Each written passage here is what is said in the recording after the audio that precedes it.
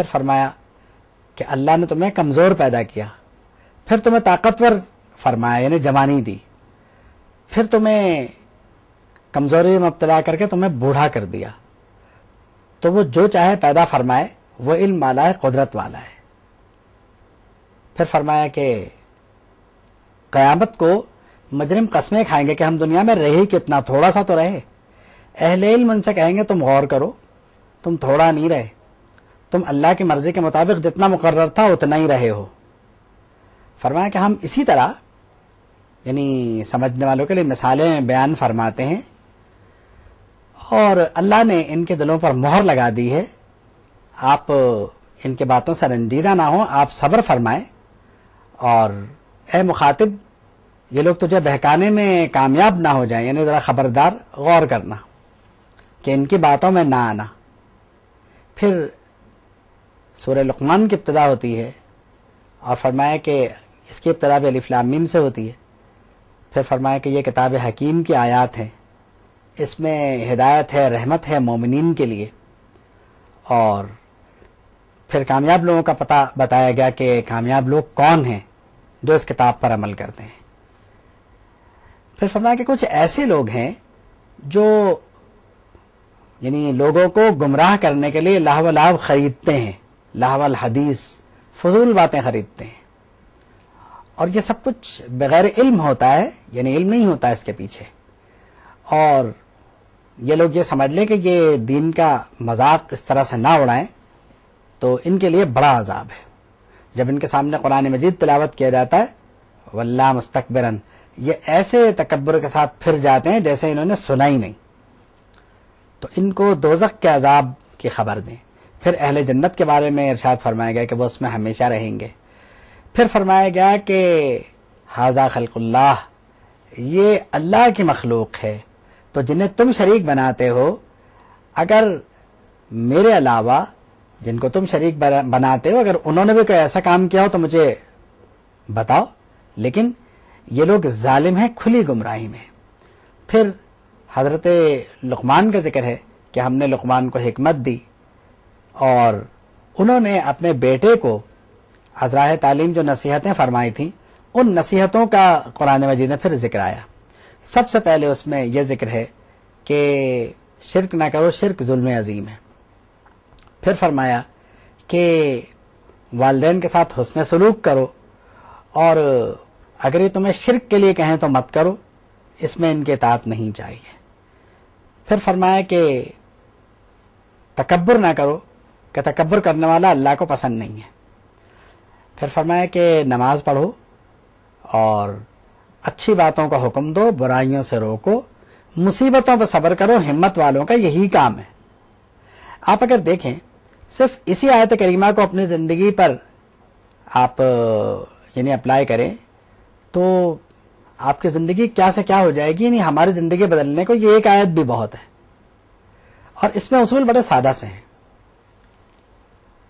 پھر فرمایا کہ زمین میں اکڑ کے مت چلو، اور فرمایا کہ گفتگو میں آواز نیچی رکھو، کیونکہ جو اونچی آواز سے بات کرتے ہیں تو وہ آواز اللہ کو ناپسند ہے، اس لیے کہ وہ آواز گدھے کی ہوتی ہے، اور گدھے کی آواز اللہ کو ناپسند ہے۔ پھر اس کے بعد یعنی اپنی نعمتوں کی طرف توجہ دلائی، اور فرمایا کہ یہ جو لوگ ہیں جو اللہ کے بارے میں جھگڑتے ہیں، نہ ان کے پاس ہدایت ہے اور نہ ہی یہ روشن کتاب سے ہدایت حاصل کرتے ہیں۔ اب جب ان سے کہا جاتا ہے کہ جو اللہ نے نازل کیا تم اس پر ایمان لاؤ، تو یہ ایمان نہیں لاتے، کہتے ہیں کہ ہم تو اس پہ ہی چلیں گے جس پہ ہمارے یعنی باپ دادا چلا کرتے تھے۔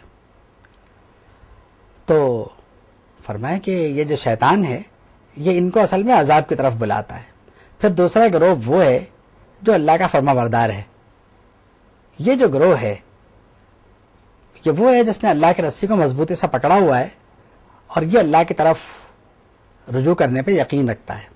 پھر فرمایا کہ جو کفر کرے تو آپ اس کے کفر سے بالکل غمگین نہ ہو، انہیں ہماری طرف ہی آنا ہے، پھر ہم بتائیں گے کہ معاملات کیا ہیں۔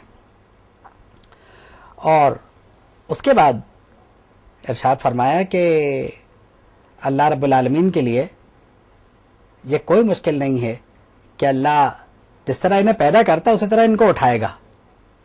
ان سب کو اٹھانا اس کے نزدیک ایسا ہے جیسے کسی ایک آدمی کو زندہ کرنا. یعنی وہ سب کو اتنی ہی دیر میں زندہ کر سکتا ہے جتنی دیر میں وہ ایک آدمی کو زندہ کرے. اور پھر یعنی اس کے بعد فرمایا کہ انسان جو ہے وہ ان باتوں پہ غور کرے، رات اور دن کی نشانیوں میں غور کرے، سورج اور چاند کی تسخیر کس طرح اس نے تمہارے لیے کی اس پر غور کرو تو تمہیں خود اندازہ ہو جائے گا. ان دلائل قدرت بہت ہیں. جو اللہ نے فرمایا اس پر یقین کرنے کے لیے کسی دلیل کی ضرورت نہیں ہے، لیکن پھر بھی ایک بات کے جواب میں کتنے دلائل دے دیے گئے. یعنی مرنے کے بعد جی اٹھنے پر یقین دلانے کے لیے کتنے دلائل دیے گئے. پھر یعنی یہ فرمایا گیا اگلے رکوع میں کہ اللہ رب العالمین یعنی کی قدرت سے اور اس کے قدرت کاملہ سے ڈرنا بھی چاہیے کہ ایک دن ایسا آئے گا جس دن باپ کو بیٹے کی اور بیٹے کو باپ کی پرواہ نہیں ہوگی، اور یہ دنیاوی زندگی تمہیں دھوکے میں نہ ڈالے. پھر اس کے بعد یہ فرمایا کہ علم غیب ذاتی اللہ کو ہے، اور پھر یہی کہ وہ جو علوم خمسہ ہیں ان کا ذکر فرمایا گیا. فرمایا کہ اللہ علم والا اور اللہ کو سب خبر ہے. پھر سورہ سجدہ کا آغاز ہوتا ہے، وہ بھی الف لام میم سے ہوتا ہے.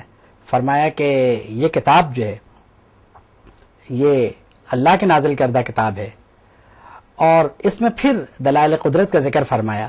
اور اس میں ایک بات یہ فرمائی گئی کہ مومنین اور کافر یعنی فاسق یہ برابر نہیں ہو سکتے، ان میں فرق ہے. اور اس کے بعد اگلے رکوع میں ارشاد فرمایا گیا کہ جو تورات ہے یہ بنی اسرائیل کو جو دی گئی تھی تو یہ ان کے لیے کتاب ہدایت بھی تھی، اور اس کی وجہ سے ان کو امامت نصیب ہوئی دنیا کی، اور انہوں نے دنیا پہ حکومت بھی کی، ان میں انبیاء کرام بھی تشریف لائے. پھر فرمایا کہ یہ کافر پوچھتے ہیں کہ وہ وعدہ کب پورا ہو گیا، وہ وعدہ جو تم کرتے ہو قیامت کا وہ کب پورا ہوگا. فرمایا اس کا انتظار مت کرو، بات یہ ہے کہ اپنے اعمال کا انتظار کرو، اس کا انتظار تم بھی کرو ہم بھی کرتے ہیں. پھر سورہ احزاب شروع ہوتی ہے. اس میں نبی کریم صلی اللہ تعالی علیہ وسلم کے فضائل بیان کیے گئے، اور یہ فرمایا گیا کہ حضور مومنین کے لیے ان کی جانوں سے زیادہ قریب ہیں. پھر ازواج مطہرات کی فضیلت ہے کہ ازواج مطہرات جو نبی کریم صلی اللہ تعالی وسلم کی ہیں وہ مومنین کی مائیں ہیں. پھر اس کے بعد غزوہ احزاب کا ذکر ہے اسی صورت میں، اور پھر غزوہ بنی قریظہ کا ذکر ہے. اور اس کے بارے میں اللہ نے مومنین کو اپنا احسان یاد دلایا کہ ہم نے تمہیں اس غزوے میں اتنی زبردست فتح نصیب فرمائی، وَأَوْرَثَكُمْ أَرْضَهُمْ وَدِيَارَهُمْ، کہ ہم نے تم میں ان کی زمینوں کا اور ان کے مالوں کا اور ان کے گھروں کا وارث بنا دیا. تو اللہ ہر چیز پر قادر ہے. پھر آیت تخیر ہے، نبی کریم صلی اللہ تعالی وسلم کی ازواج سے خطاب ہے کہ وہ دنیا اور آخرت میں سے جسے چاہیں ترجیح دے لیں. تو ان مقدس خواتین نے یعنی آخرت کو ترجیح دی، اس طرح کہ نبی کریم صلی اللہ تعالی وسلم کے ساتھ رہنے کو پسند فرمایا. تو اس میں پھر فرمایا گیا کہ ساری دنیا کو بتا دیا گیا کہ ان امہات المومنین کے لیے اللہ نے بڑا اجر تیار کر رکھا ہے. اور پھر یعنی ازواج مطہرات کو بظاہر لیکن دنیا جہان کی عورتوں کو یہ پیغام دیا گیا کہ اگر یہ دنیا کی عورتیں نافرمانی کی طرف جائیں گی تو پھر یعنی اللہ کے لیے یہ بات بہت آسان ہے کہ وہ انہیں دگنے عذاب میں مبتلا فرما دے. وآخر دعوانا ان الحمد للہ رب العالمین.